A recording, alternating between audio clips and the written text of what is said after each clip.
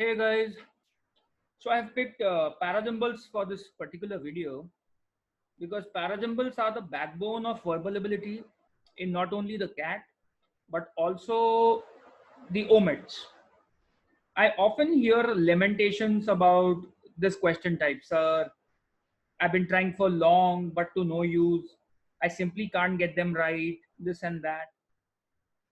Now, with parajumbles having become a theta type question, that is, type in the answer,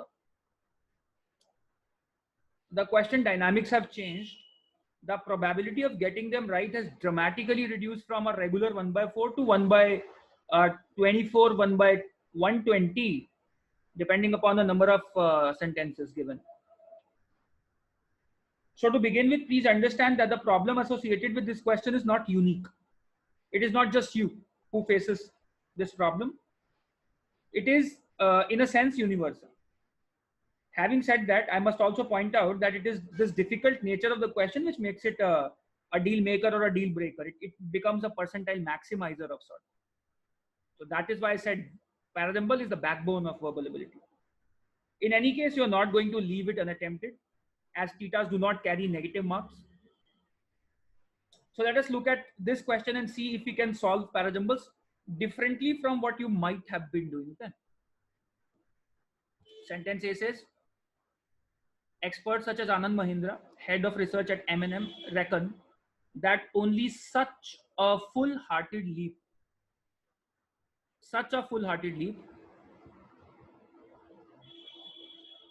it refers to a radical,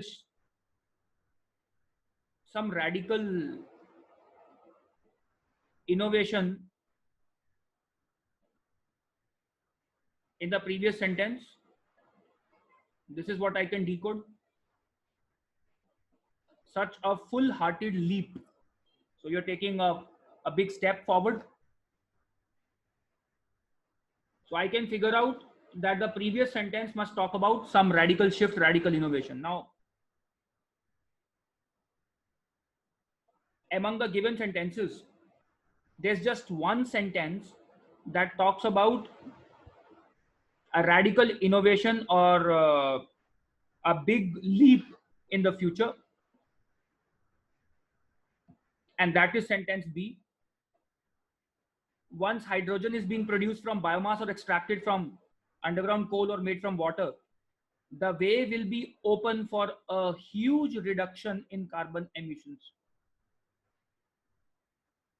So this is the full-hearted leap, a huge reduction in carbon emissions, the only possible precedent. So this pronoun, guys, refers to the idea here of a radical change, a radical innovation, a full-hearted, a big leap in technology. The first concrete pair that I can figure out is BA. What next? Here in sentence D, we have an important marker once again. That is twice as good as the internal combustion engine. Now, what is twice as good? The previous sentence must have given us some statistics in the previous sentence. This is what I can figure out.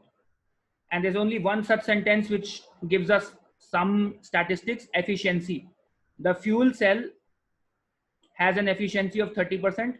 That is twice as good as the internal combustion engine, but only 5 percentage points better than some other engine diesel hybrid.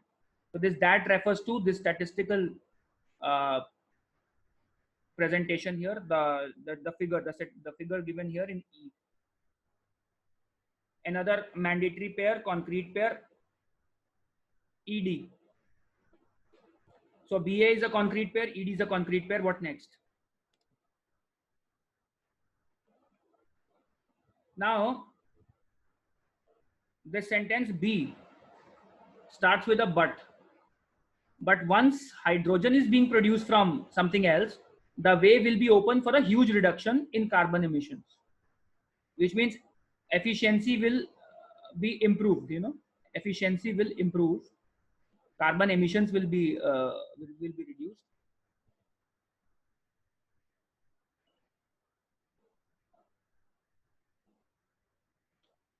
But it starts with a transition word but. It suggests that the previous sentence should talk about the problem of efficiency right in the present. Problem of low efficiency in the present. At present, in the present. I'm not focusing too much on grammar right now. So, but once hydrogen is being produced from biomass, efficiency will be improved, which means the previous sentence must talk about the problem of low efficiency. There is only one such sentence here. D, which says this efficiency of 30% in E is only 5 percentage points better than a diesel hybrid. Therefore, DB is also a mandatory pair. BA was already a mandatory pair, concrete pair that we have identified. So we have the sequence EDBA set. What is left is C. C, in theory, once all the bugs have been sorted out, fuel cells should deliver better total fuel economy than any existing engine. Now, this is a general statement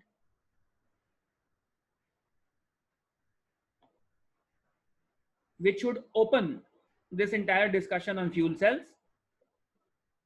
And this statement is further elaborated upon by E, D, B, and A. The correct sequence is C, E, D, B, A. This is how I solve parajumble questions, and I recommend that you also try this strategy. The important thing about this strategy, guys, is number one, identifying the markers that show some sort of transition, such as such a full-hearted leap in sentence A, this that in sentence D, that is twice. So these are transition markers. Look for transition markers. Second, the most important point in this strategy is predict or anticipate the next or the previous sentences.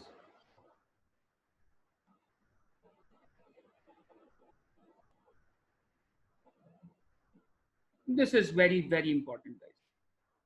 So these are the two things that you should keep in mind. Keep predicting.